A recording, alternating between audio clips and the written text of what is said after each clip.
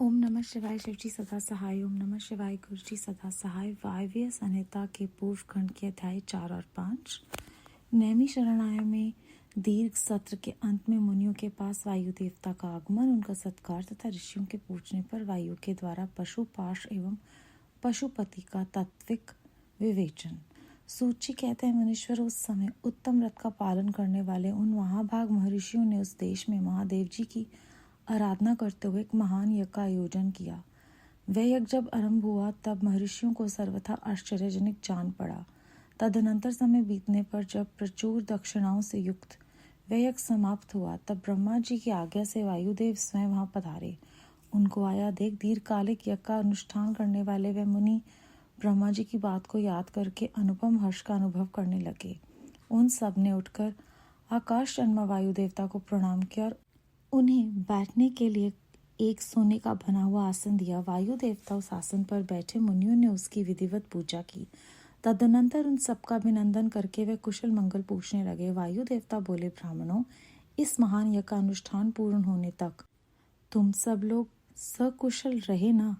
यज्ञहंता देवद्रोही दैत्यों ने तुम्हें बाधा तो नहीं पहुंचाई? तुम्हें कोई प्रायश्चित तो नहीं करना पड़ा? तुम्हारे यज्ञ में कोई दोष तो नहीं आया? क्या तुम लोगों ने स्तोत्र और शस्त्र ग्रहों द्वारा देवताओं का तथा पितृकर्मों द्वारा पितरों का भली भांति पूजन करके यज्ञ विधि का अनुष्ठान भली भांति संपन्न किया? ये महायज्ञ की समाप्ति हो जाने पर अब आप लोग क्या करना चाहते हो? मुनियों ने कहा, प्रभु, हमारे कल्याण की वृद्धि के लिए जब आप स्वयं यहाँ आ गए तब हमारा यहाँ सब प्रकार से कुशल मंगल ही है तथा हमारी तपस्या भी उत्तम होगी। अब पहले का वृतांत सुनिए। हमारा हृदय अज्ञान अंधकार से आक्रांत हो गया था। तब हमने विज्ञान की प्राप्ति के लिए पूर्व काल में प्रजापति की उपासना की। शरणागत वत्सल प्रजापति ने हम शरणागतों पर कृपा करके इस प्रकार कहा, ब्राह्मणों, रुद्रदेव सबसे श्रेष्ठ हैं, वही परम कारण हैं। उन्हें तर्क से नहीं जाना जा सकता। भक्तिमान पुरुष ही उनके स्वरूप को ठीक ठीक देखता और समझता है। भक्ति भी उन्हीं की कृपा से मिलती है और उस कृपा से ही परमानंद की प्राप्ति होती है। अतः उनके कृपा प्रसाद को प्राप्त करने के लिए तुम लोग नैमी शरण में यज्ञ का आयोजन करो। दीर्घ काल तक चलने वाले उस यज्ञ के द्वारा परम कारण रुद्रदेव की आराधना करो। यज्ञ के अंत में उन रुद्रदेव की कृपा प्रसाद से वायु देवता वहां पधारेंगे। उनके मुख से वहां तुम्हें ज्ञान लाभ होगा और उससे कल्याण की प्राप्ति होगी। महाभाग, ऐसा आदेश देकर परमेष्ठी ने हम सबको यहाँ भेजा। हम इस देश में अपने आगमन की प्रतीक्षा करते हुए 1 सहस्त्र दिव्य वर्षों तक दीर्घकालिक यज्ञ के अनुष्ठान में लगे रहे हैं। अतः इस समय आपके आगमन के सिवा हमारे लिए दूसरी कोई प्रार्थनीय वस्तु नहीं है। दीर्घकाल से यज्ञ अनुष्ठान में लगे हुए उन महर्षियों का यह पुरातन वृतांत सुनकर वायु देवता मनी मन प्रसन्न मुनियों से घिरे हुए वहां बैठे रहे। फिर उन सबके पूछने पर उनके भक्त भाव की वृद्धि के लिए उन्होंने भगवान शंकर के सृष्टि आदि ऐश्वर्य को संक्षेप से बताया। नैमी शरणालय के ऋषियों ने पूछा, देव, आपने ईश्वरीय विषयक ज्ञान कैसे प्राप्त किया तथा आप अव्यक्त जन्मा ब्रह्मा जी के शिष्य किस प्रकार हुए?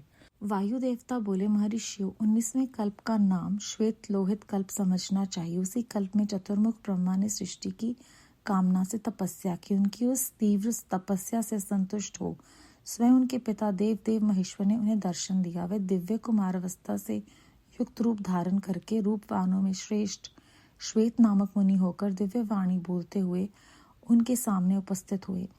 वेदों के अधिपति तथा सबके पालक पिता महेश्वर का दर्शन करके गायत्री सहित ब्रह्मा जी ने उन्हें प्रणाम किया और उन्हीं से उत्तम ज्ञान पाया। ज्ञान पाकर विश्वकर्मा चतुर्मुख ब्रह्मा संपूर्ण चराचर भूतों की सृष्टि करने लगे। साक्षात परमेश्वर शिव से सुनकर ब्रह्मा जी ने अमृत स्वरूप ज्ञान प्राप्त किया था, इसलिए मैंने तपस्या के बल से उन्हीं के मुख से उस ज्ञान को उपलब्ध किया। मुनियों ने पूछा, आपने वह कौन सा ज्ञान प्राप्त किया जो सत्य से भी परम सत्य एवं शुभ है तथा जिससे उत्तम निष्ठा रखकर पुरुष परमानंद को प्राप्त करता है? वायु देवता बोले, महर्षियों, मैंने पूर्व काल में पशुपाश और पशुपति का जो ज्ञान प्राप्त किया था, सुख चाहने वाले पुरुषों को उसी में ऊंची निष्ठा रखनी चाहिए। अज्ञान से उत्पन्न होने वाला दुख ज्ञान से ही दूर होता है। वस्तु के विवेक का नाम ज्ञान है। वस्तु के 3 भेद माने गए हैं, जड़, प्रकृति, चेतन जीव और उन दोनों का नियंता परमेश्वर। इन्हीं तीनों को क्रम से पाश, पशु तथा पशुपति कहते हैं। तत्वज्ञ पुरुष प्राय इन्हीं 3 तत्वों को क्षर, अक्षर तथा उन दोनों से अतीत कहते हैं। अक्षर ही पशु कहा गया है। क्षर तत्व का ही नाम पाश है और क्षर और अक्षर दोनों से जो परे, जो परम तत्व है, उसी को पति या पशुपति कहते हैं। प्रकृति को ही क्षर कहा गया है, पुरुष जीव को ही अक्षर कहते हैं और जो इन दोनों को प्रेरित करता है वह क्षर और अक्षर दोनों से भिन्न तत्व परमेश्वर कहा गया है। माया का ही नाम प्रकृति है। पुरुष उस माया से आवृत है।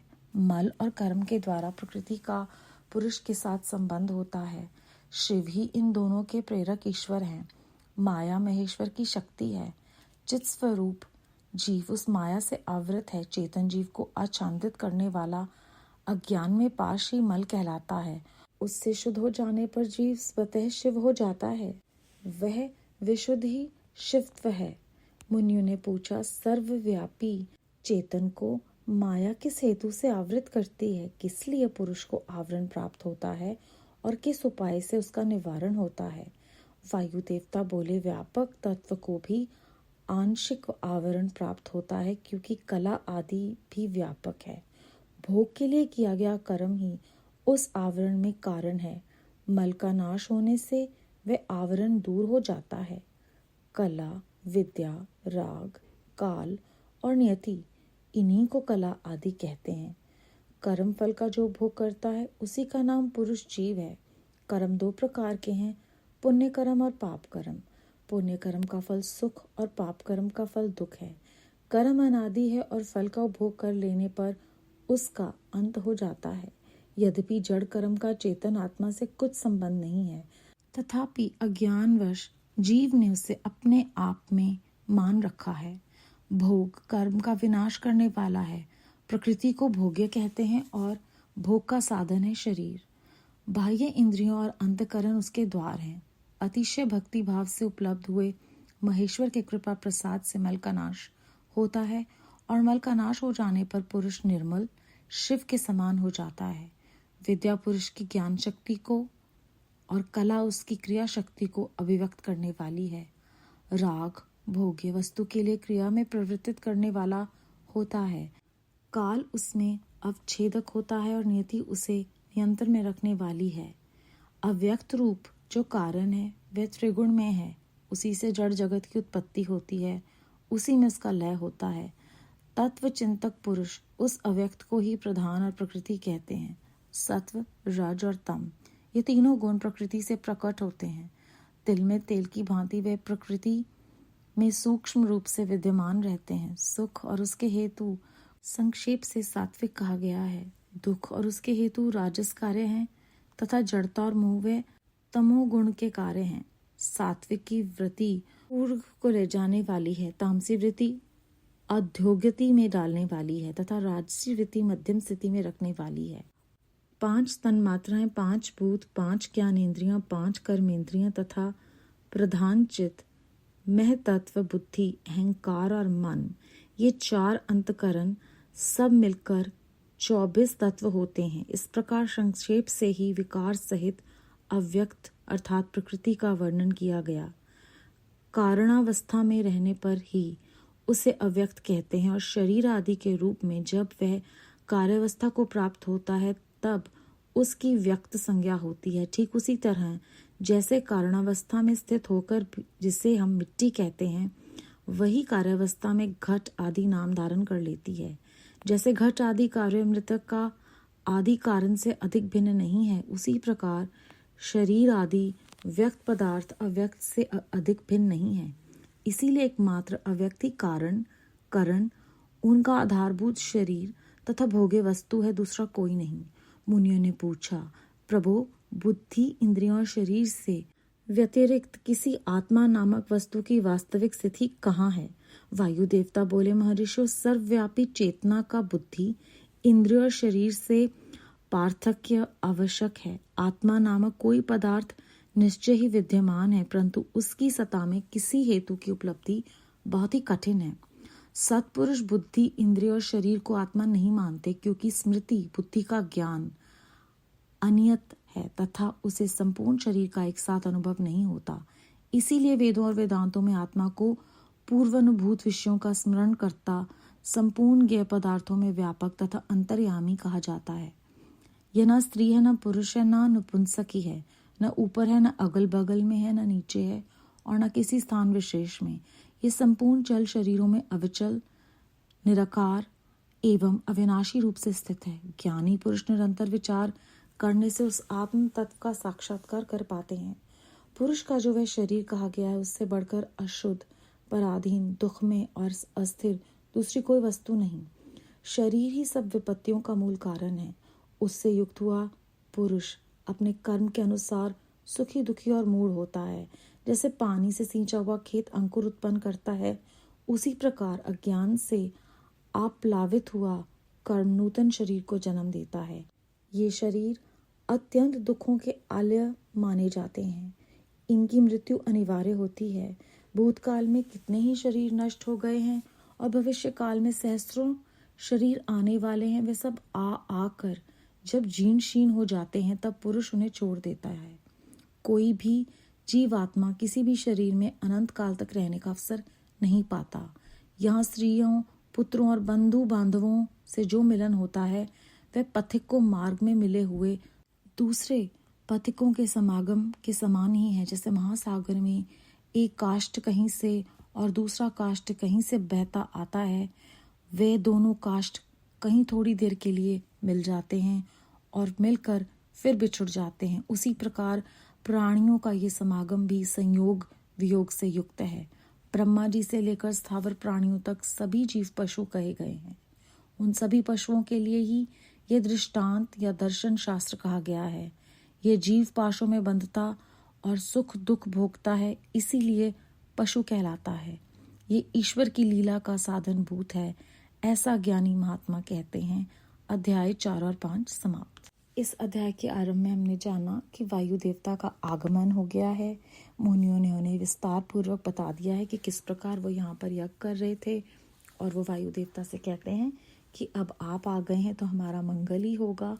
और वो वायु देवता से पूछते हैं कि आपने ईश्वर के बारे में ज्ञान कैसे प्राप्त किया और अव्यक्त जन्मा ब्रह्मा जी के शिष्य आप किस प्रकार बन गए। तो वायु देवता जी बताते हैं कि श्वेत लोहित कल्प में चतुर्मुख ब्रह्मा जी ने सृष्टि की कामना की थी और वहाँ पर स्वयं महेश्वर ने उन्हें दर्शन दिया था दिव्य कुमारावस्था में श्वेत नामक मुनि होकर, और उन्हें पूरा ज्ञान दिया था। और वही ज्ञान जो है वो मैंने ब्रह्मा जी से लिया है। कहते हैं कि अज्ञान से होने वाला दुख ज्ञान से ही दूर होता है। फिर वस्तु के जो हैं वो 3 भेद हैं। जड़ जिसे हम प्रकृति कहते हैं, चेतन जो जीव है, और उन दोनों को जो मिलकर बनता है वो है परमेश्वर। इन तीनों को पाश, पशु और पशुपति भी कहा गया है। और क्योंकि इंसान बंधन में फंस जाता है इस पृथ्वी पर आकर, इसीलिए उसे पशु कहा गया है। जो प्रकृति है वो शर है और जो माया है वो शिवजी महाराज की ही शक्ति है। और चेतन जीव को अज्ञान में, पाश में जब वो फंस जाता है तो वो मल कहलाता है। जब उससे शुद्ध हो जाता है फिर वह स्वतः शिव हो जाता है। उसके उपरांत उन्होंने बताया कि मल का नाश हो जाने पर पुरुष जो है वो निर्मल शिव के समान हो जाता है। विद्या पुरुष की ज्ञान शक्ति को बढ़ाती है, कला उसकी क्रिया शक्ति को दर्शाती है। राग भोग्य वस्तु के लिए क्रिया में प्रवर्तित करता है। और 3 जो तत्व हैं, सत्व, रज और तम, ये गुण प्रकृति से प्रकट होते हैं। सुख और उसके हेतु को संक्षेप में सात्विक कहा गया है। दुख और उसके हेतु को राजस्य, जड़ता और मोह को तमोगुण कहा गया है।